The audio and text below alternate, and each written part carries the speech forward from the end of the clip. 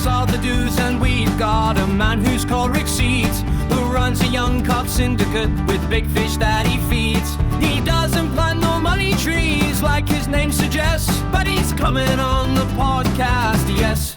Rich Seeds, my next guest. Hello and welcome to the Fishery Fast Lane podcast. We're in the Cotswolds water park and we're here with Rich Seeds. Rich runs a carp syndicate in the Cotswolds, and I've heard a lot of whispers about your place, Rich, and don't know much more than second-hand stuff, so I'm excited to dig a bit deeper on your fishery. So I'll let you introduce Carpathia and what it is to people that don't know it. Okay, well, my name's Rich Seeds, and I run the Carpathia Syndicate, and we've had it now for, I think it's coming up 10 years. It was a blank canvas when we bought it, which was nice. It was previously owned by Aggregate Industries, and there was actually 2 lakes on the site that were for sale. And in the end, we managed to do a deal on one of them because the other site was surrounded by footpaths and just looked like it was going to be a bit of a logistic nightmare for fencing and things like that. Yeah, and they agreed to sell the one we purchased, and it was great having a blank canvas. We had to cut our way in, like going across a ditch to start with, like taking all the tools and materials across the ditch, and then eventually like getting the planning permission to put an entrance in and all this sort of stuff. So it was proper. It was an overgrown jungle, like for definite. Is it your first fishery? No, we had Hordle Lakes in the New Forest. We had that for 10 years. Okay, so you don't live in the water park, do you? No. Okay. I live down near Southampton. Okay, and you still have Hordle? No, we sold that, I think, about 5 years ago now. Right. We got rid of that. That was a little commercial fishery. We had 7 lakes on site and obviously day ticket. So it was very intensive and took up a lot of time. And we had Carpathia sort of halfway through that. We bought Carpathia. And then eventually my dad said he wants to retire because he'd been previously a builder and he thought he'd get into the fishing game as a nice sort of retirement. But that went completely the other way and he was busier probably than when he was building. And then he said he wanted to retire, and so basically sort of pick one. He knew exactly which one I was going to pick anyway. All right. So we obviously kept Carpathia and sold Hordle. So was Hordle, was that a full-time, was that what you did professionally, or did you have a career? Because you went to Sparshoot, you said, didn't you? Yeah, but so have you always been in fishery management, or have you got another sort of profession? Well, before that, we actually lived in Sussex, like when I was a youngster, and then we had a farm back then, so there's a lot of sort of farming background and outdoorsy stuff. And then I went off to Sparshoot to study fisheries because I'd always been a mad keen fisherman, and always with a dream of sort of owning a fishery and like working on fisheries. And then after I finished at Sparshoot, didn't get into fishing. There wasn't a massive amount of jobs about for the amount of people going into the industry. And I wasn't really into trout farming or salmon farming, anything like that. So I ended up had my own little gardening business and had a girlfriend that I'd met at Sparshoot as well. So I ended up living down near Winchester. And then eventually in that time, my dad was at home, like on the farm, and wanted to sell up and like retire from building and stuff. So it was always a sort of dream of looking for fisheries. So yeah, we sold the farm. My parents sold the farm, and then went on the hunt for fisheries. And yeah, to start with, obviously came across Hordle, and then it all went from there really. How long were you at Hordle? With 10 years we were there for. Right. We bought it. That was a commercial day ticket. Yep. So what? How come you got out of that and into Carpathia? I think I've always been a mad keen fisherman for everything. Like love catching all fish. I've been every species really, river, lake, whatever. And then it was just what was available at the time, and the sort of business side of it was a good, profitable business. And we'd been looking for syndicate lakes, but there wasn't really much available at the time. So it was one of those that you've got to sort of take your chances whilst it's there, because we saw that lakes did come on the market, would go very quickly, and lots of them were generally up north really. There's hardly anything ever came up for sale in the south. Right. And then we saw Hordle and bought that. And then I think we'd been there 5 years, and that's when we were looking at buying a gravel pit as well, like still in the background. And obviously CMEX was being sold off, but that was going down the sealed big route, so that was quite a hard thing to do really.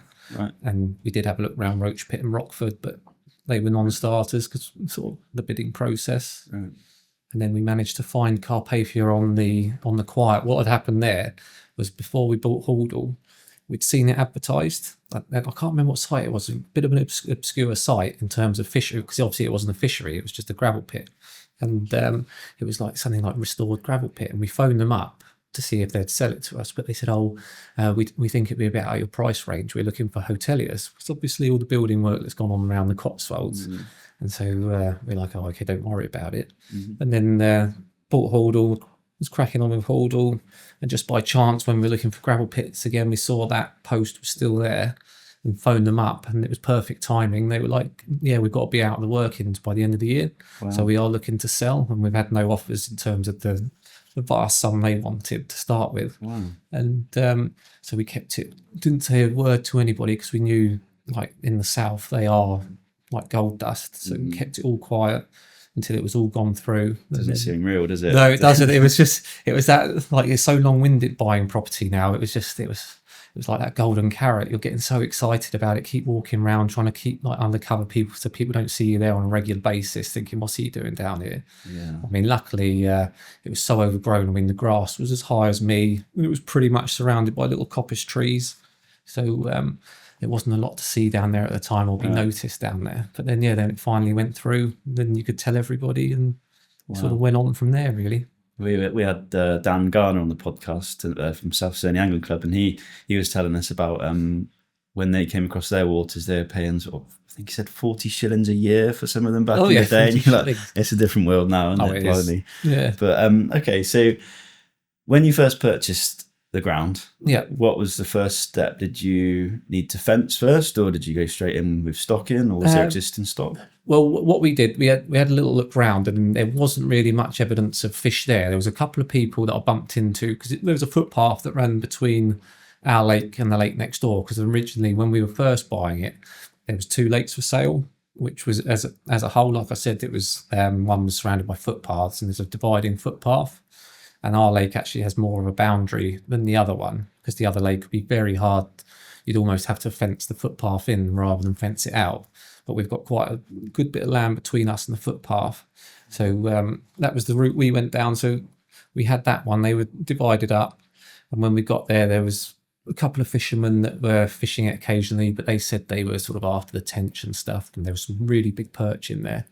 And but carp front, there's always a couple of rumours of the big common and big linear, but I did see one mirror that got caught when we opened up. It was about £21, looked a sort of simo-ish looking, like traditional simo fish, or old school simo fish rather. And then I did find a carp, like a skull of a big carp. It was I reckon it was a 30 plus, because its eye socket, obviously all the meat was eaten away, but its eye socket looked like you could fit a 2p in it. So I reckoned it was a big carp. This was 10 years ago. Yeah, this was when we were first walking around. And then after the purchase, we're going through planning, like change of use and things like that, and getting the entrance and car park in, because we didn't have any way of getting the fencing materials and machinery across to put the fence up.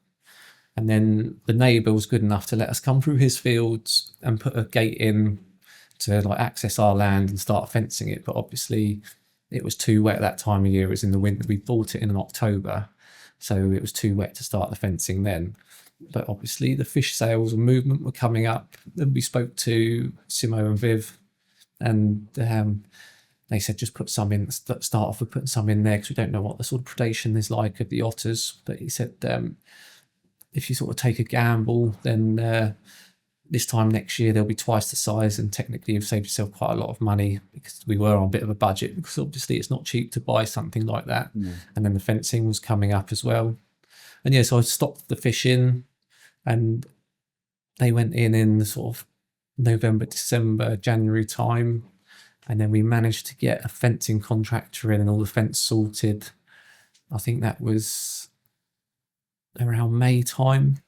By the time it all dried out enough and he had time available to come and do it. And he was really good. He did it in about, I think, 5.5 days. He'd done it, started it and finished it. He had some massive kit. He had the biggest post rammer you could buy, basically. Yeah, those traxed ones. Oh yeah, it was huge. when you stood beside it, the ground would be shaken as this thing. Yeah, like a tank. I can't remember what tonnage, like force it hit with, but the weight was something like, I think it's the weight on the end of it was, I think, about 250 kilos or something like that. Yeah. And he had a rock spike, and he said he could drive those posts all the way into the ground, and he said they'll snap before it stops. Is it a local guy? No, it was Mark. What was his name? He's from Somerset way. Right. And I don't know if it's Total Fencing Somerset, but he was a good guy, really, really reasonable. Yeah. And I'd managed to get the sort of good prices off of Tornado Direct and things like that. So I did manage to get it a fair bit cheaper than outsourcing it, sort of thing. I bought all the materials in, and then he simply came in and like put it up for us, basically. Right. And how many fish did you put in at the start? It was all sort of staggered over a number of years, really. I suppose the first sort of trial, because we didn't know if it was, a few did get ottered. We did find like some on the bank, so it's evident that they were like proper, like close to the otters and local in the area. Yeah. I think so. We don't know exactly how many that we lost, but I think the first stocking we put in about 80 fish, and they were generally around the sort of £8 mark. We didn't want to put loads in case there was like a big family of otters locally, and he's literally just paying C4s. Yes, C4s. Were they C4s? I think they were C4s, and then there's just a smattering of C5s. We put a few mid doubles in, right? But we've seen quite a lot of them since in then, because I took photos of them all. Yeah. So we've seen a lot of photos. They're coming through nicely now and like growing on really well. So yeah, it's all doing well. And you say you stocked over a number of years. It wasn't like you turned up, fishery in, fenced around. You said you staggered your stocking. Yeah, we staggered the stocking and the sizes to an extent. We didn't put masses of 20s in. I think in total we put about, over the years, we put probably 25 20s in. And there's probably about 325 fish in there. Right. A lot of it was due to obviously cost and like the value. Like it's the way were growing so quick. It made sense to buy cheaper, smaller fish because they're growing so quick, and you're saving yourself a lot of money doing it that way, really. So I've driven past the lake once, and I looked in, and there was a boat out there, and he was out feeding. I thought, that's a bit of me. That thought fair play. Did you find that when you stocked them in, I always find it interesting that we all look for the stockies that you think they've got the biggest potential, big shoulders. People like to see big shoulders and deep bellies. But have you found that the fish, when they went in, you said, right, that one's going to be a big one? Did you find that it's fish that surprised you, or do you think you could tell they were going to be big fish when you put them? A bit of both, really, because some of them really started off well. I mean, you had the ones that have slowly like ticked up with a couple of pounds a year and are doing that continuously and keep going. And then we had one fish that did £10 in a year, just flew up. Wow. Couldn't believe it. Went from 15 to 25 in a year. Yeah. And then since then he's just ticked up really slowly at sort of £1 to £2 a year. So I don't know why he sort of did that. But some of them you did see the frame on them and think they're going to go big, and they have done. And then there were other surprises where some of the C3s, that we put in, that were sort of £7-pounders that we didn't photograph, just all of a sudden have flown through. And you can sort of track them going past the 20-pounders that we put in, because technically they were in a roughly the same time, probably a year maybe gap, but some of the 20-pounders haven't gone anywhere near the size of the C3 that had gone in. Right. And that's now one of our biggest fish at like £53 or something like that. Went in at C3. Yeah, and so he's flown on through. Okay, because we find, I think everyone that's developing a carp fishery wants to stock the fish with the biggest potential, but I think you just don't know sometimes. Like some places you go and they're really focused on strains and want to get the best, most potent strains, the fastest growing fish, but then they'll put in a fish that maybe they've inherited from wherever or no real background of it, and they just grow on massive. So everyone's trying to figure out which fish is going to. We want to pick the ones that have got the most potential. But I don't know. I just try to work out if we can, or if it's. I don't know. I think it's just all. It's all to do with the water they're going into and just pot luck. Yeah. I think like you look at that manor fisheries. It's about 5 minutes from me in Timsbury in Romsey, and it's got that massive £60 fully scaled. Yeah. And I think that went in at, I think they said about £2 or something like that. Yeah. So it'd be hard to believe that you could tell at £2, that's going to be an absolute monster. Yeah, there's something in that, like stocking younger and smaller. I wonder if it's like when fish get like as they're developing fast in their sort of C2 stages, whether or not they become accustomed to their environment where they have nutritional deficiencies, that say there's nutrients that are non-essential, so they have to produce the nutrients that are non-essential, whether they get used to the water chemistry where they've grown up, and then when they're C4, C5, C6 and they've established having to make up the nutrients they're deficient in that water, and they've been used to creating the nutrients they're deficient in, and then you put them into a different water, and then suddenly their biology has to change to create the other nutrients that they're suddenly deficient in that they weren't back then. So I wonder if it is that when they're developing fastest, they want to be in their forever home, so that they're creating the nutrients. I don't know, that's just speculation, but I just find it interesting. Yeah, it is. Like some people, they do buy a 20 and it will fly on, but generally we've had, I think out of those sort of, I think it's about 20 to 25 20s we put in there. You'd think obviously they were the biggest fish at one point in time. The rest of them were all smaller fish, sort of C3, C4s, a few C5s. So those 20-pounders at the time, when they'd push on to like 25, the biggest fish year class coming up behind them were generally averaging 13 to 17. So you'd imagine they'd be so far ahead that they'd all fly up. You sort of get in your head, think, oh, they'll have 25, there'll be 25 40s before any of these lot go 40. Yeah. But no, it doesn't work like that. No. Like a few of them I think it's like humans, really. I think everyone's different, and fish are to a certain extent as well, really. Yeah, I think it keeps it exciting when you don't know as well. Yeah. You can't figure out. If we knew all the answers to fishery management, it'd be probably a bit boring. It would. So I find it interesting speaking to people like yourself that have done it a bit differently, because feeding's a part of your management plan, isn't that right? Yes. Yep. So how does that work? I mean, generally, normally we find that we get our most mortalities, like you always lose a couple a year, coming out of winter, like spawning, touch wood. If we get the odd one, obviously that's a shame. But if we're going to get one or two, it'll be, I'd say, any time now, really. So there's a sort of medicated feed you can get, like a fish sort of feed late winter, and then through the winter try and get a load of particle coming in. And on the quiet days, because our fishery has generally been pretty quiet anyway, with the amount of fish in there and the crayfish competing for food.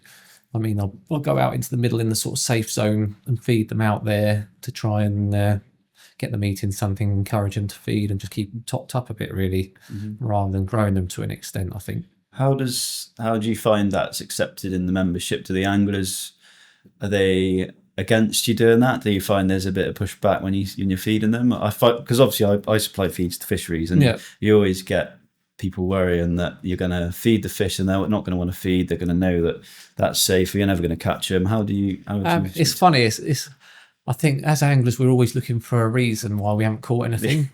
And like whether we've made a mistake on the swim or just not fished very well, it's much easier to blame something else. Never our fault. And we have had a few. Lots of people do understand it. I mean, they understand it now because I've been doing it so long. But some people be like, oh, yeah, the fish are all over me. And then he's gone to put a sack of pellet in the middle and I watch them all go out there. And then I remember putting a post on Facebook because a few people had mentioned it. But when you actually break down, like, of course, it's all to do with the finances as well.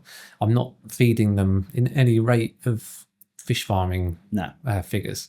So really, I mean, sometimes I think, am I wasting my time? Because when I look at it, I don't do it so much now because it has been busier and just financially and having the time and stuff. But when there was literally no one fishing it, if I was doing a sack every other day or sack every 3 days, 25 kilos, that's on average what I was doing. And so when you put that over a month, it's not a lot in terms of when you've got, say, 300 fish in there, if you just based it on 300, and I'd say the vast majority are 25 plus.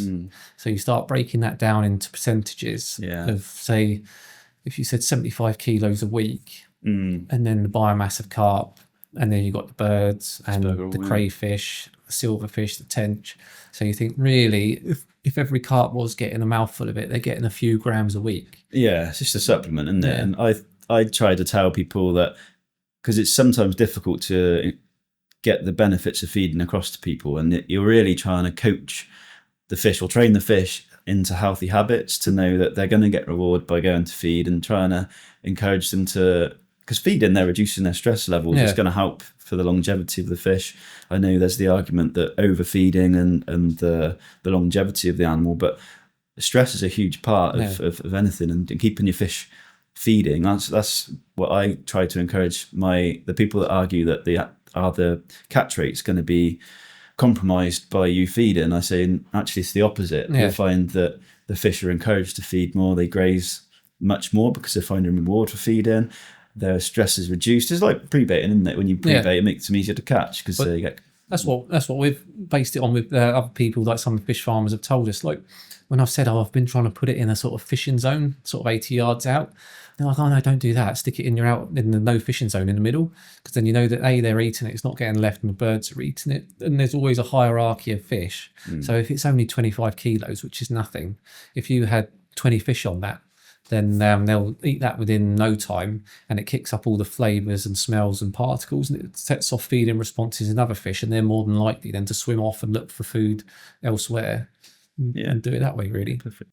So with that, again, it must be difficult running a syndicate where you've got a safe zone out in the middle, and how I just can imagine you having a membership of anglers that are, like you say, finding an excuse why they aren't caught. Oh, Rich has got that zone out in the middle. Do you allow them to fish there if they can reach it, or that's just you don't fish out there? Well, we've got a centre buoy because of the shape of the lake. It's so deceiving where you actually are, because the lake is quite round.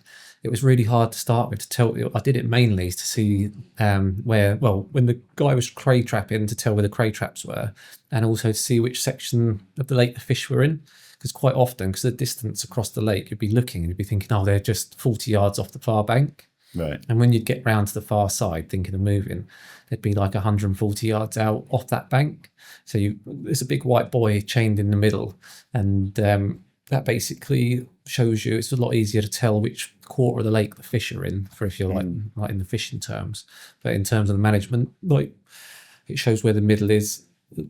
Because of the distance, people can't really get that close to it. So there's always a bit of a safe zone. That's part of the reason I did away with tapered main lines and stuff like that, to stop people basically trying to reach it and start cracking off and God knows what, especially with the crayfish. Because the less crack offs you get, the better, because quite often it's plastic bait, so those rigs are fishing all the time and causes a bit of a headache that way. Yeah.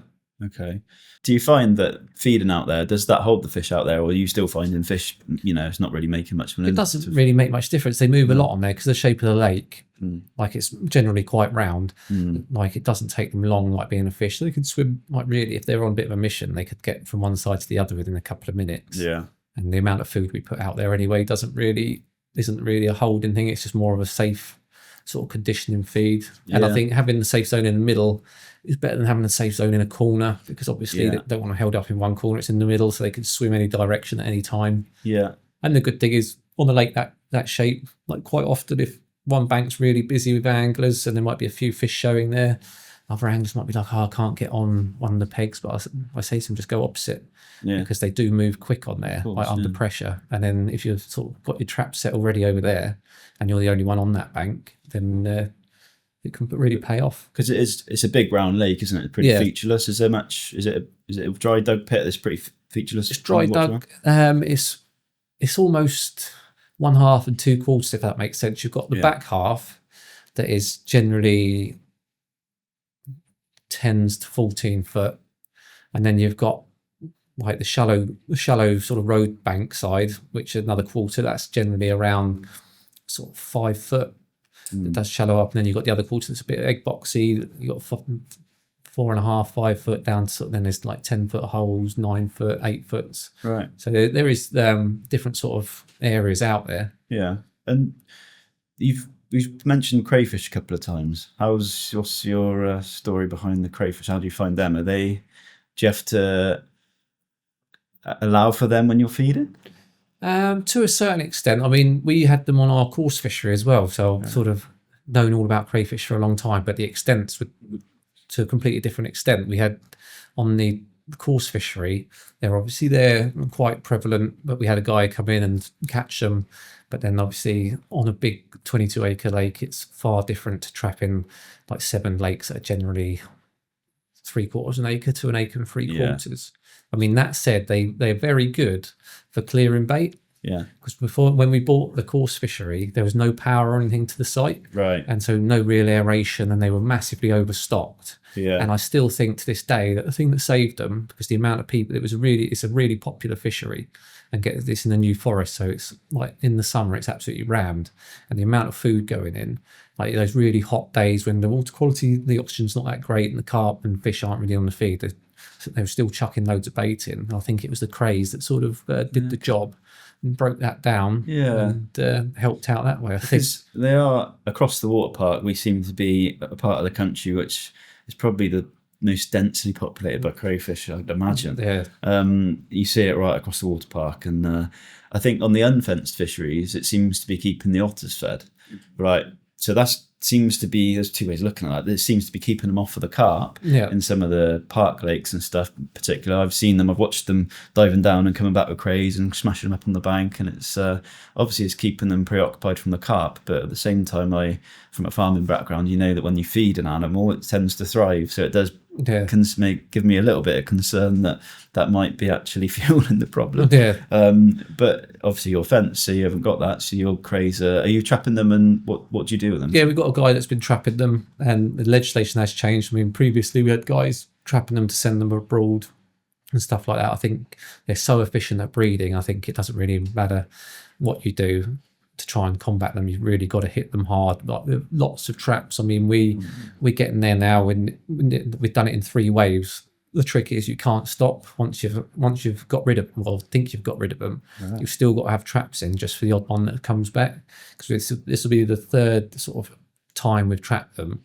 And each time you get to a point where you can fish with real boilies, no problem. You don't get touched. It's like they've gone. Okay. And then they just slowly creep back because of all the little tiny larvals that have got through without getting netted out. It's always just a cropping exercise, isn't it? Yeah. The mesh on the cages, the juveniles must be able to get through. Yeah, they can. Yeah. So it's sort of, I think on average, sort of 10 mil like mesh, really. Have you got any evidence of the fish eating them? Yeah. We've had, there's one guy that was weighing one that coughed up a cray arm whilst they were weighing it. Oh, okay. And I had one when I was doing a feature it's actually for a catalogue thing for a tackle company, and we had a fish in the sling for about an hour, and there was all cray shell and stuff in the sling.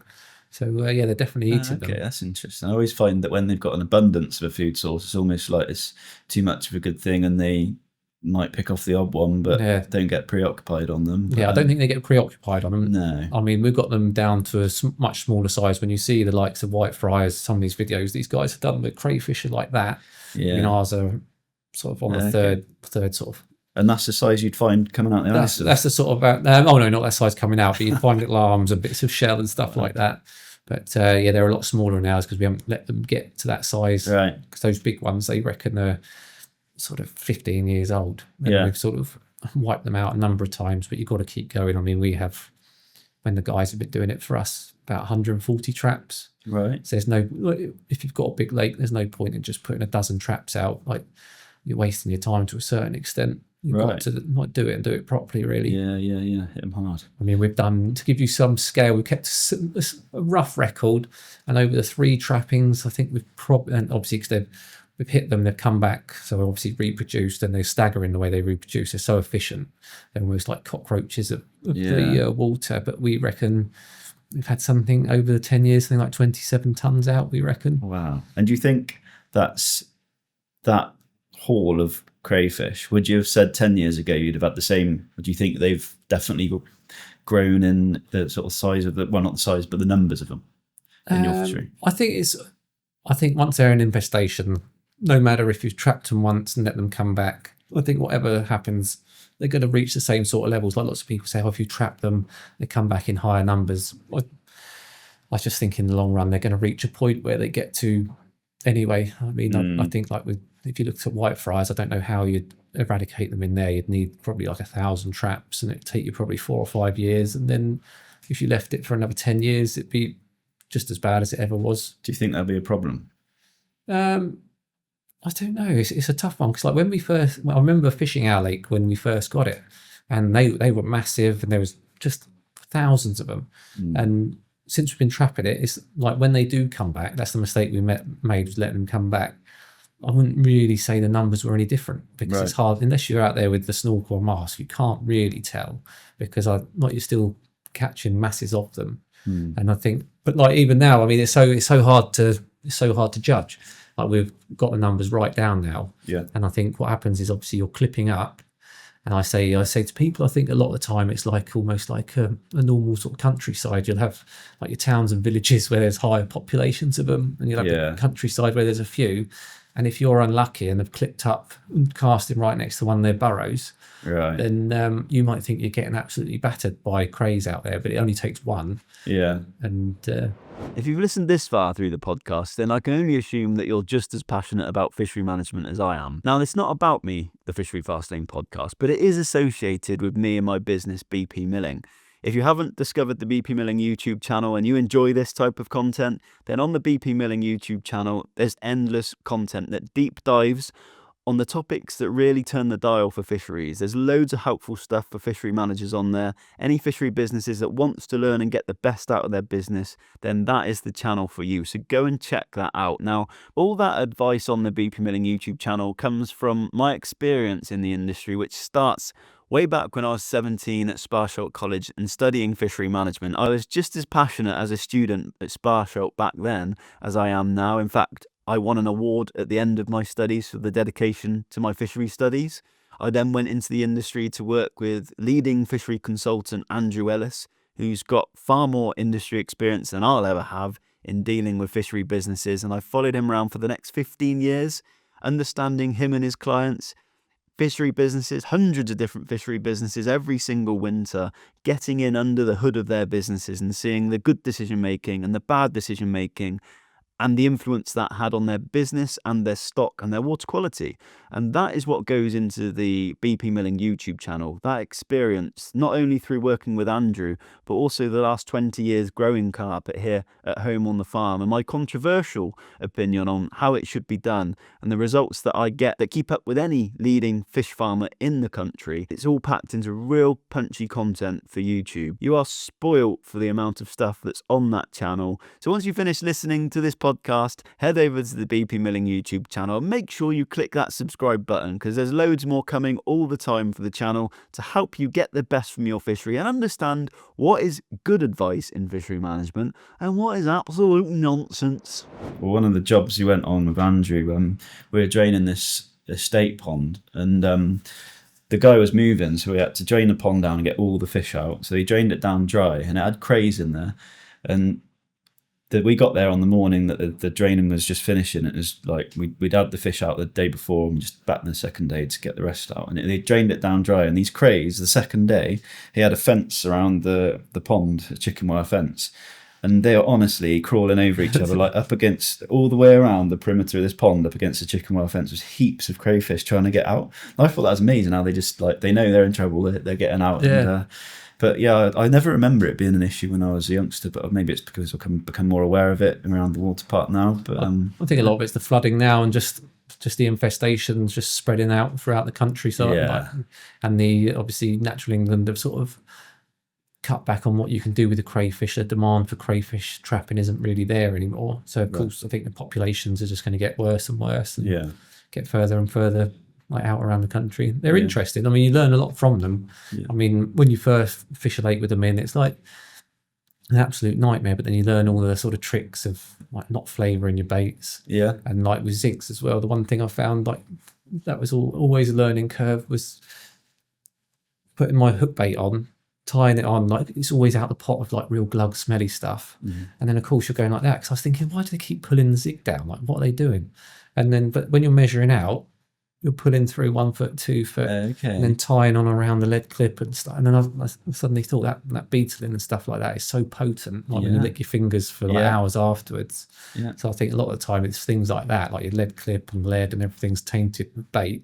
Yeah. And then that's when you can end up with a lot of trouble from the crays. Yeah, I found when I was fishing a pit where it's riddled with them, and I've tried to talk myself into it's a good thing, because fish are going to be twitched on to the noises in their surroundings. You know, when you go underwater swimming or something, you can hear things for miles, and you think if these crayfish are feeding, surely that's going to be an audible feeding trigger to get the fish in. But it's all interesting. But so to go back to the stock of the lake, you've got.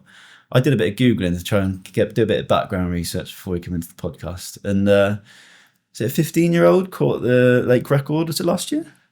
Yes, that's he did. It's just been it got beaten by a few ounces afterwards. Okay. But yeah, it was one of the bailiff's sons, Liam. He caught it. It was a bit of a shock. We didn't expect it to go that size. Wow. But yeah, that's growing on nicely as well. Awesome, yeah, there's some nice fish coming out. We've had 440s out this week. 440s. Yeah, and one of them's a new one. Like I say, that one was 2 years ago was 37. It's now 45. I think I saw a story. Mark Bartlett had one. Yeah, he had two. Him and his boy had one each. Mad. He had 630s as well. Yeah. And then there's a lovely fish. Tom Maker had a 39.14 last night. Right. But he couldn't. He refused to try and make it weigh 40.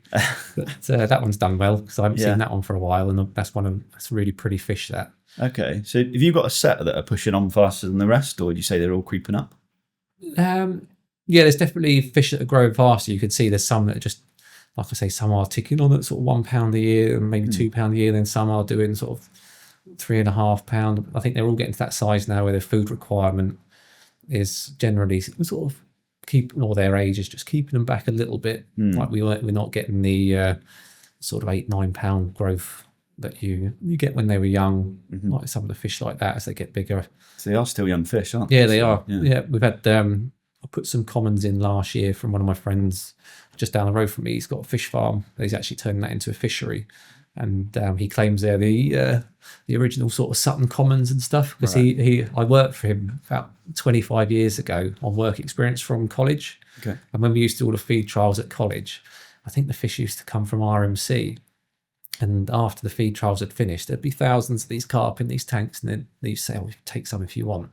And he took a load and grew them on, but then he hasn't really done any carp farming for years. Right. And then he's bred them, and so these commons, and one of those did nearly £10 in a year. That went from £20, I think. Kept you at £29 something. Right. in the autumn. Some of those Suttons that around some of the waters that I fish in the park, and those Suttons, some of the I think they originated from Sparshot in these tanks, and they're just awesome. Yeah, they are. They Nothing like it. Yeah, it's mad. So the future, would you see yourself topping up this stock every year, or do you find that you've got your stock and density where you think is about healthy, and you see the progression that they're doing? You thinking perhaps you're at the biomass now where you think this is sustainable? And I'm sort of at the level that I want, really. Yeah. I mean, I've got a little stock pond for just a bit of fun, really, growing on my own sort of offspring. Yeah. And we'll trickle a few of those in as the mortalities come, because obviously naturally you always lose a few, and so. I think I'd probably buy some special ones in, like what I class as special anyway, every few years or whatever, but just to keep a different sort of age and bloodline going in, really keep them ticking over, rather than just put that initial hit in back when we first bought it. If we put them all in then obviously that means that they're all coming through at the same sort of age, and I think it's better just to mix them a little bit, nothing too extreme. I mean, you're only talking of a few, like a handful, sort of 5 or 6, but yeah. And you've got some massive perch, haven't you? We did. They haven't really, because of their life cycle. I think they do. Obviously, they say what, sort of 8 years, 9 years, but it's done £5. We had some £4 out this year, but the original, when we first took over, I think the crayfish levels make a difference as well. Right. And the pit next door had some monsters in it. We should do again now, because that's the next year class should be coming through now. Because what's this cycle? They reckon about 8 years, 8 to 9 years, they say, for perch, I think. Right. And when we bought it, we had quite a few 5-pounders out. One guy had 2 5s in a day and things like that. And we've got a lot of 3s and a couple of 4s coming through now. So I think that's the sort of next big generation coming through, hopefully. Wow. So yeah, some beautiful perch in there. Did people join for them, or was it all? We did back in the start. They did when there was a lot of, when people knew there was a lot of big, like there's a lot of 4s in there, and it was quite, like, in terms of 5-pounders, it was quite, I wouldn't say easy, but if you knew what you were doing perch front, it was a good place to come catch 5-pound perch, you know. They're awesome when they did that. But yeah, now it's, I think because it's got such a good sort of reputation now. It has sort of been obviously dominated by carp anglers for the carp fishing, so spaces are very few and far between.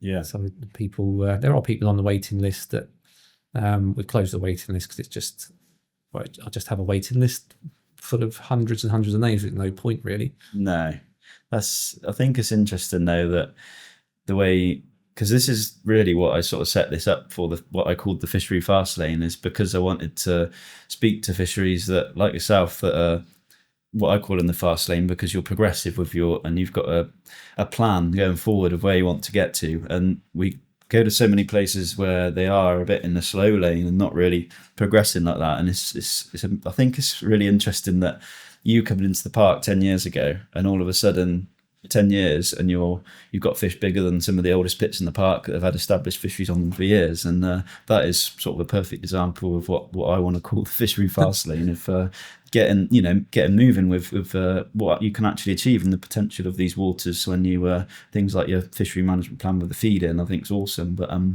so how many members you got on there?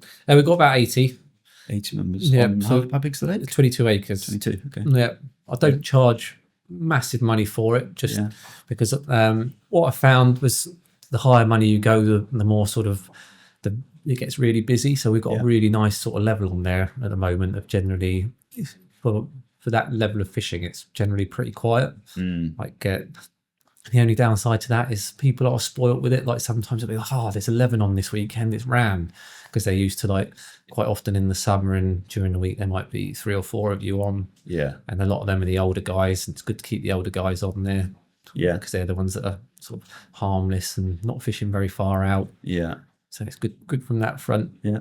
So there's definitely, with the price point of the syndicates, I find that there's a bit of a balance, isn't there? Because if you do if you could charge a premium, which you've obviously got a waiting list of people waiting to pay you to come on, which is a powerful position to be in. But I guess if you overcharge, do you think people try and justify that price point by fishing more, and then you find your fisheries lot more busier because of that? People are trying to justify the expense they've got for their ticket. I think so, because I've done it myself with like 1,000+ syndicates, and you feel compelled to go there. Like I remember fishing one particular lake, turning up to another lake that had a tackle shop on there just to pick up some bait, and then one of the lakes there, my favourite swim was free, but because I'd paid all this money to fish this other place, I felt like I've got to go there because I've paid all that money, and obviously there's a chance of big fish as well. So I think there's definitely that when you're paying big money, not charging a lot. Yeah, I let it get in the way of me now, and I've some of the lakes that I've joined, and you think, like, trips to France, and you think, I can't go to France, I've got all these tickets out here that I pay a fortune for and don't use. So yeah, I find as well, I guess you could undercharge, and then you could find that if you do undercharge, people might not feel obliged to fish as much, but then you've got the stock there where people are going to. That's what we suffered with originally before the stock sort of started really picking up. Was we always had a full syndicate because everyone knew what I was sort of trying to create. Like I say, I was trying to, in my mind, like obviously you're trying to sort of live your dream really. And for me, fishing, the time I have, family and everything, I was modelling it sort of on Horseshoe, Chilham Mill, Sandhurst, those sort of stocking levels where sort of decent carp angler can go for a night or two's fishing and hopefully have a chance of catching one. Not somewhere where you're going to be up all night every night, and not somewhere where you're going to be struggling to catch anything all year. You know, you wanted that sort of middle ground and do it on that really. Yeah, there's nothing in the water park really like that, is there? But like what you're offering there with the stock and density. But would you say it's your membership would be price sensitive to? Do you think if you charged what it's probably worth, would you find that you'd lose the because you can have a nucleus of members that just sit on the ticket, don't you? And don't use it, and they're the members you want that aren't going to really punish the place. And, I think it's sort of 50-50 really. I think put the price up, you'd make more money, but you'd have to drop the numbers. If you see what I mean. So you'd have a lot more people fishing it, which would be good for the bait going in. But then if you keep the price a bit lower, you can have more people, which generally means the banks are a little bit quieter. So you've got to try and weigh up what you want. If it's all out, I want to grow them as big as I can, get as much food going in as possible, then you'd probably be better off charging more, but limiting your numbers, which Yeah. again, in the long run, because of the shape of the lake and that, it probably wouldn't be far off the same if you look at it from a business point of view. Probably the same amount of money you're making, Yeah. but you'd have more bait going in. Yeah. And I mean, the fish are doing so well. I'm not overly worried about filling every swim and having people, like every single person, every swim, filling it in just to try and get the fish to grow. Yeah. I worry a little bit recently thinking about, with angling, are we making enough money as an industry when we're up against people in the water park that are running some of the pits here that are run for leisure, and like the mass markets that are making a lot more money than we are? How are we going to justify our position in the park? Yeah. And it's good with people like you about own the waters that can keep places like that going. But I am a little bit concerned that is fishing really making enough money, because we've definitely not increased at the rate of inflation. Like, just look at some of the other industries, which the prices, like we've spoken about, with the value of land and stuff, and where it's all gone. And are we keeping up? The good thing with the syndicates is generally it's that you know the lump of money you're getting in. Yeah. Whereas day tickets, like our day ticket, was very weather dependent, and obviously competition, climate, and all that sort of stuff. And it made a big difference. And plus the overheads, like our course fishery, it turned over decent money. But you're talking of numbers of members of staff, all the ground maintenance, all the bin collections, the water, the toilets, everything, the electric, the whole lot. So that had a massive impact on the final turnover sort of thing. Do you find issues with the clientele coming from a day ticket? Would you find that being able to filter your membership? We got generally a good sort of membership. And on Is the it wait, an application process for yours? not anymore, because it's we've closed the waiting list. As I say, it's probably in the long run it will go down invitation only, just because again I don't want to be wasting people's time. Like if you're number 40, 50 on the waiting list at the moment, you might be waiting 15 years, something like that. So it's not really a massive point in having that. Not waiting that long when it's doing so well. What a position to be in. So that's a powerful position for you to know you've got to created something in 10 years. It's good that I'm really pleased with how it's sort of come on, and proud of how it's kept in such high regard and stuff like that. Yeah, really. Absolutely. What about rules, Rich? What do you... Rules, I've got quite a long list of rules. It's mainly so it just keeps it easy in one respect. Some people, when they first turn up, or when I remember when people were looking at the lake when the fish were small, when they're sort of 12 pounders, I'm not joining that because a list of rules, but it just makes it easier, because then everybody knows where they are. It covers us and everything, and it's pretty self-explanatory really. And there's no it cuts down a number of awkward conversations to be had, things like that really. What is there a rule that gets broken more frequently than others? Barbed hook rule sometimes, because we started off micro barbed and then had gone barbless. What was that? What was the reason? The reason for that was I started off also with because it was really quiet. I mean, when they were small fish, you'd have one person a week on, if that. And some people are like, oh, can I use tapered mono and stuff like that? So I was like, yeah, all right, and it's not causing it, no braid, but just tapered mono. Yeah, can we use that? Yeah, it's fine. And then obviously as the fish got bigger and people were trying to get further and further out, and I used to allow 3 zigs.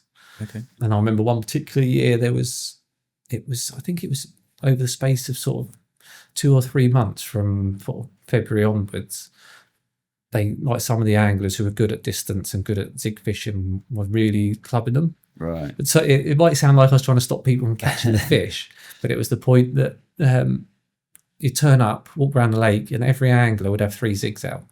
And these fish are getting caught on them. But also what was happening is you were getting anglers that weren't as experienced in terms of distance fishing, loading up with this tapered line, fishing 3 zigs with foam or plastic on, cracking them off. Right. And I've never had so many phone calls about trading fish. Right. And the final straw was when one of them was caught, and a trader was caught and pulled in, and he had loads of branches from where they'd fallen in the winter, all wrapped in the cracked off tapered line. Right. And this poor thing, he was over £30, and he was he's looking a bit sorry for himself, a couple of sores on him, a little bit beat up. And so I was that's when I got, it was 1 zig, so there's always food going in to try and encourage the fish to feed, because I think sometimes if you're only fishing those zigs, that's the point I was about to make. You've got no food going in. I suppose over the course of those 2-3 months, there was no one was spotting anything. It was just three bits of plastic, and then you got captures from the sort of fishery management owner point of view. You've got sort of like 100 captures of fish. Yeah. That has done them no good, really. Right. If you look at it from the sort of Yeah. that point as well. Yeah, I think I went to fish Gigantica, and one of the bailiffs there was saying that because it's a deep water and not a lot was getting caught on the deck, and they wanted to allow anglers to fish zigs on 3 rods, and Danny was dead against it for that reason, that the fish aren't getting any reward for feeding, and it's just, like you say, clubbing them where they want to be and where they find safety and refuge in the upper layers, and they're getting hit with these zigs. And there was the argument that, well, no one's catching anything, and the bailiff told the story that Danny said, look, if you keep going, I'm going to ban him completely, and they allow him on 1 rod. So it's an argument to be had there for sure. What about bait bans? Do you ban any bait bans? I've got it's times a year really. I ban worms, because I think worms, they're absolutely phenomenal, but it becomes a sort of who can afford them thing in the end, because they get used in larger and larger quantities. And I've been in fishing competitions like BCACs and fishing other lakes. I remember when fishing Dinch Hill, and people just started getting on the worms then, and it just becomes everywhere, becomes obsessed with worms. And the fish do really home in on them and switch onto them, and it's so hard to get a bite on anything else. It was like in the BCACs, like you could turn up to Brasenose 2 with normal bait and catch just a handful of fish if you're lucky, and turn up with 15 kilos of worms and just get no sleep whatsoever. And so it was partly that reason. But then we got the maggots and particles in the winter. You can use them, and in the summer it's just pellet and boilie. Just also that's to do with the crayfish, so that you've got much higher protein bait going in the summer. So if there's any left for the carp, hopefully it's high protein stuff rather than just a load of hemp or a bit of sweet corn. Where are you with nuts? Tiger nuts? Nuts. I don't allow tiger nuts. Just it's just easier that way. There's so many different nuts and all this sort of stuff, and preparation, and you hear of all these stories of them going manky on the bottom if they're not getting eaten. I think like a lot of it, I suppose, is common sense, isn't it? You like the beauty of what you've got with your syndicate is you can kind of vet your members that are coming on, and you know that you're going. It's common sense polices a lot of it. If it you shouldn't really need any rules, if it's a common sense should police a lot of it, but unfortunately you do have to put it in place, don't you? Even like if you said you had 5% of the syndicate that would be happy to do stuff like that, then that's what you've got to cater for, just for the extremes of not having to have that conversation when one starts putting in 30 kilos of tigers, catches a few, then before you know it 10 people are putting in 30 kilos of tigers. It all goes on like that really, and it's like the barbed hook debate. I mean, my sort of jury's out on that really. I think back in the day when everyone was using 2.5 pound test curve rods, stretchy old trilene and things like that under the rod tip, there was a lot more stretch in the line, whereas now we've all got 3.5, 4 pound test curve rods, pre-stretch line. So I think whatever hook you've got on that last sort of 20 foot of fight, that's where I think a lot of the damage happens. And so I think it's unavoidable really in terms of barbed or barbless, I think. It's like you say as well, the trailing thing. If anyone does crack off on a big pit like that where they're trying to bomb them out to the middle, you want them, if a fish does pick up a hook bait, you want it to be able to shed the hook. And again, going back to plastic, as it's all plastic, it could potentially be live fish in there for ages until it gets picked up by a swan, a bird, a fish, anything like that really. Why did you choose Syndicate and not day ticket set up for the model? I think it was past experience with a day ticket. I know it'd be different because it was a sort of out and out carp day ticket. It would have been on that lake, but like the experience with the commercial fishery it just takes over your life basically. I mean, I enjoy it, but that's one thing people need to realise. If you buy a day ticket at commercial fishery, that is your life. It's a way of life. It's not just a 9 to 5 job or anything like that. Right. It's non-stop phone calls, and we were very, when we were running the day ticket, we were very hot on like customer service in terms of phoning people back and answering phone calls, because you never know, that could be a 50 quid booking, 100 quid booking. And so my phone just never stopped ringing. All my mates, when I'd be fishing the like syndicates and places like that, they'd come sit with me and I'd be spodding. I'd have to stop literally every 5 minutes to take another phone call. And then I had kids, and it was just eating up so much time from leaving in the morning and going out. It was just a full on sort of. Do you think without Hoardle, your management plan now would be different? Have you learnt a lot through going through that first? Not really. I think if I hadn't had Hoardle, I might have been tempted to do day ticket. Okay. But I think because of like the more sort of syndicate side of it, that's what, as an angler, you grow up always dreaming of having your own carp lake. Yeah. So I think it would have always gone towards being a syndicate anyway, because like I say, it was always based on sort of the stocking levels to suit me, really, my sort of fishing. Like I don't have time really to go targeting like one carp, 150 acres, and I don't really want to go and catch 20 carp a night, So that sort of nice middle ground where, like, you saw how popular Chilham Mill was, you saw how popular Sandhurst was, and when I used to fish Horseshoe in the original syndicate, that was just like amazing fishing when I was a youngster. So I always wanted to sort of try and create something like that. Oh. Yeah. Where do you see it going from here? Hopefully they're just going to get bigger and bigger, and it'll really have a sort of really good background to it. Hopefully everyone, it'll be held in just as high regard as it is now, but even more so. Do you think you'll get to a point where you're taking fish out to reduce the biomass? Or I don't really think so, because they're doing that well. I mean, it's one of those things. I mean, we've got, I reckon, out of the 300, there's about 325 in there now. And I reckon we've got one, possibly 250s. One of the 50s hasn't been out for a couple of years. So, but then we've had carp. We had one go missing for 3 years that we thought was dead and turn up. And then this 45 that got caught yesterday, hadn't been caught for 2 years. Oh, wow. And so they definitely go missing in there.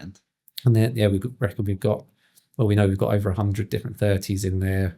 And there's probably about a dozen 40s. Yeah. So out of 325 fish, that's a hell of a stock. Yeah. So I'm not massively worried about taking anything out to like create space as such. Yeah, the fish will tell you, won't they? Yeah, I think it's interesting that when they go uncaught for so long, and we have some customers which have tiny waters, 2 or 3 acres, and they can have fish go missing for 3 or 4 years, and you think, how are they doing that? Like that one on the underwater videos at Linear. What's it? That was that small plated?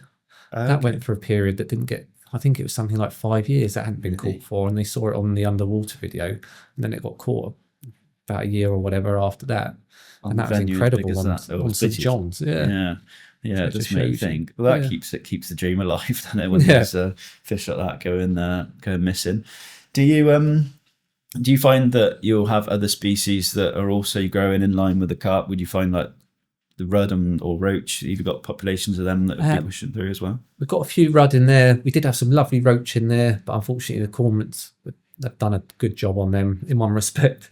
Right. Like, it's nice to have them. I mean, they were a beautiful roach, but it seems, I think they've definitely taken their toll on the roach. There's still a few coming out that people do fish for, but that's the only good thing with cormorants, is they can manage the silvers for you. Yeah.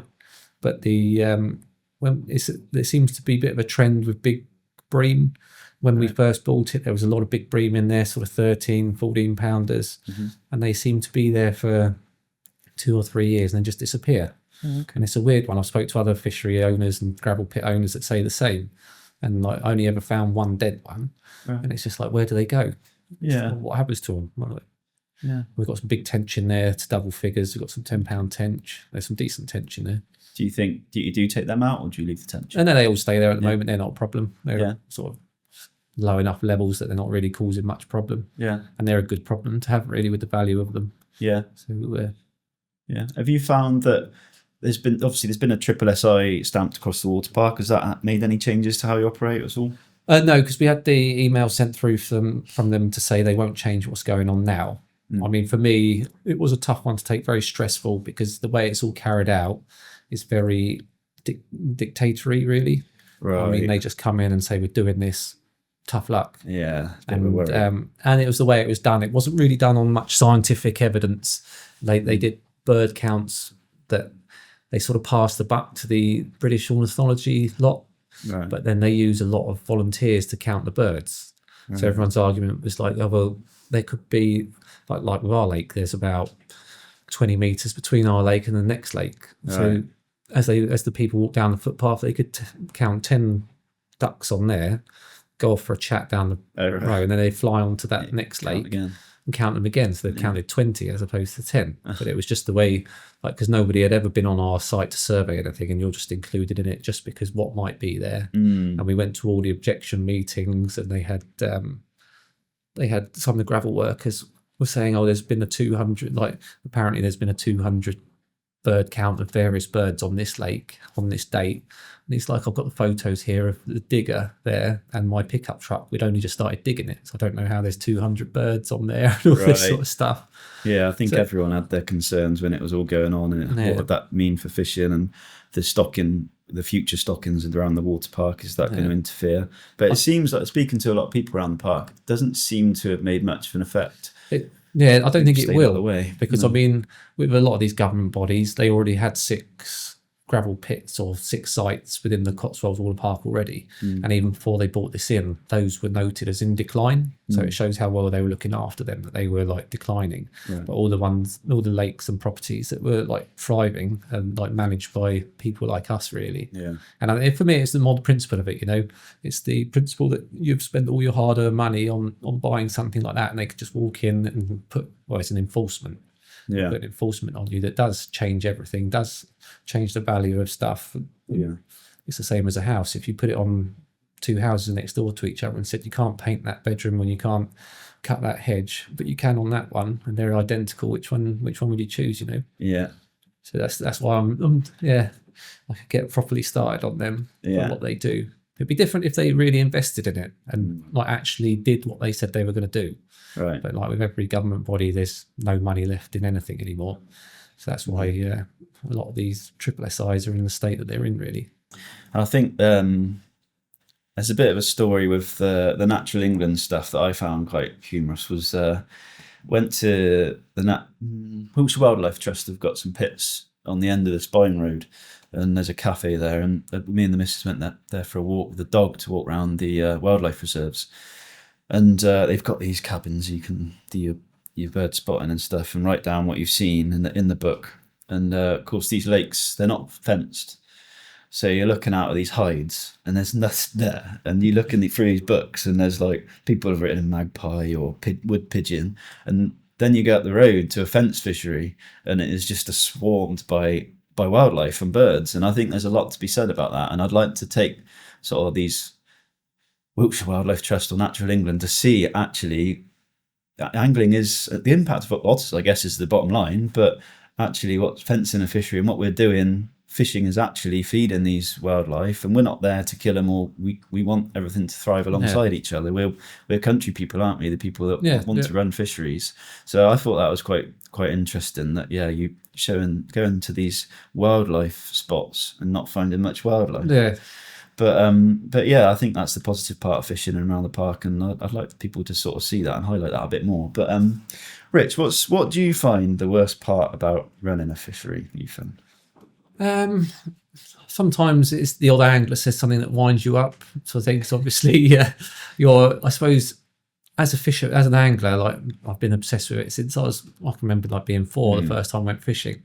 So you all have that dream of not owning your own lake, and like it becomes a passion. Fortunately, I'm in that position. So you have that sort of dream of how you want it. But of course, your view is different to someone else's. So when you're really pleased with something you've done or created on lake, and someone says, oh, well, I would have done it like this, I wouldn't have done that.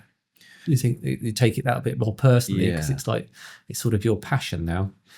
Something I found like I've seen it from a completely different angle, because I was one of those people that when I was growing up and started to find places to fish, you'd want to know what the biggest fish in there is.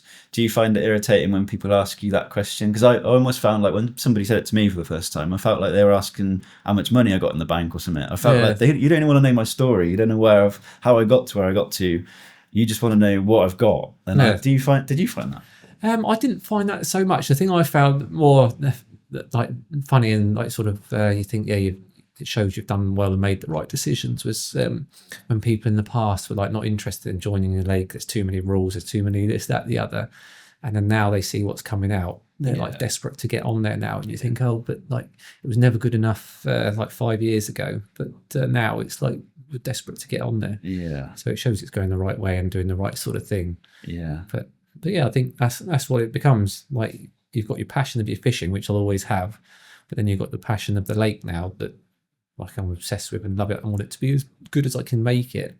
And it's nice seeing people like walking around today, earlier on today, hearing about these 40 pounders that have been out this week, showing me pictures of these 30s that like put on 3 or 4 pound. And yeah, that's when you like, that's good satisfaction knowing that it's doing so well, really.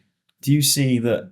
Obviously, you've got a place you want to get your fishery to, and the way you see your fish progressing so fast and how they've got to such enormous sizes, do you find that anglers are going to come between you and where you want to get to? Like you're trying to feed these fish up. Are the anglers going to compromise where you want to get to, do you think? I don't think so, because they're all quite supportive of it now. We've got a good bunch of lads on there now. They realise what it needs and what it takes, because they've all, like, I think it's probably the first year or two when they don't really see the working and running of the pit until it's like they've seen the crayfish being taken into account, the coots sometimes, and all this sort of stuff. So they realise like the levels of feed you need, all this sort of stuff. And like when the crayfish has been bad, like when we've been out there trapping the crays in the boat, as a sort of thank you to the anglers are there, if we've disturbed them or had to go through, they've had to move their lines in so we can move a cray line up. We'll go around at the end of the day and say, look, do you want bait putting out? And so that helps with feeding the fish, because they're all like, yeah. So end up taking buckets of bait out there, putting it around their markers for them. And so they all sort of appreciate that. So it's giving a bit back to them, so you're not just ploughing through their swim and then leaving them with nothing. Because I mean, saving themselves 2 hours spotting literally every single one of them. It's like, yeah. Put this bucket out. Do you allow boats or not? No, only to retrieve the fish. Yeah. But no boating out. Otherwise, I think it's not big enough for sort of like boating on there, really. Yeah. Because of the shape of it, they'd all end up within a few yards of each other, really. Yeah. There'll be people that will be dead keen on their strains and stuff and carp and the potential of them. Do you have anything to say about whether you stopped a different strain? Would you expect them to have done as well as they have done, or do you think going with, is it Simo? It was majority was Simo and VS. They're sort of almost 50-50 now. Probably a few more. It probably is about. Actually, there's a few more Simos. I'd say, I'm trying to work it out in percentages. I'd say probably 50%, 45-50% Simos, 30% VS, and I did put about 10-20% in of a Demon Valley strain, right, which were a guy I knew from college. He was to do with the Carp Society, so they're a horseshoe cross strain that he was growing. I mean, they are definitely more that sort of linear type or whatever the horseshoe strain were. So they are slower growing, and they're the classic sort of horseshoe. They've got little withered fins and stuff like that, which are quite cool. So hopefully they'll be the ones that just go on for donkey's years like the horseshoe fish did. And then the VS and Simos, they grow really well, and they're like tried and tested strains, really. They've got really good background and following now, especially now with the new scaly Simos as opposed to the old traditional sort of plain Simos. They're beautiful fish now. Yeah. Well, it's become the Grenville of the water park, the Grenville of the Cotswolds, and I think it just shows what you've done and the progression of your fishery and how it's kind of you've only been there 10 years and everyone around the park's looking over at what you're doing, and I think everyone's in admiration of what you achieved there. And thank you very much for coming on the podcast. I found it really interesting, and meeting you for the first time and hearing more about the fishery that I've only heard in whispers in the past. So thank you very much. That's no worries. And good luck. We'll be keeping an eye on you and where the fishery goes from here. Thank you.